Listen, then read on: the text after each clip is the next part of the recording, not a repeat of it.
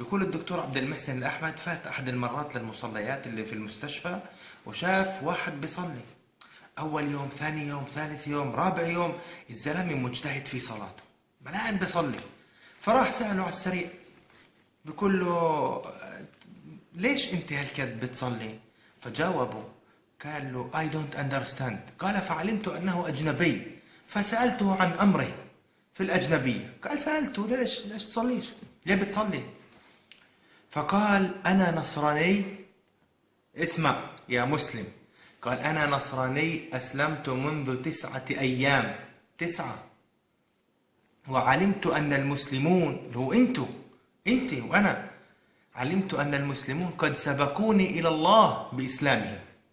قال فبحثت عن عمل يحبه الله، فبحثت عن الحج والزكاة والصوم وبر الوالدين، فعلمت أن جميعها فرضت في الأرض إلا الصلاة، لأن أمرها عظيم عند الله، فرضت فوق 7 سماوات. نصراني 9 أيام، علم أن الصلاة أمرها عظيم عند الله. قال فعززت في صلاتي، ثم بحثت عن عمل آخر أتكئ عليه إن لم أدخل في الصلاة. دور على أخرى شغلة، على أخرى عمل يدخل به الجنة. قال فبحثت عن عمل آخر أدخل به الجنة، فعلمت أن عمود الدين الصلاة. قال فعززت في صلاتي.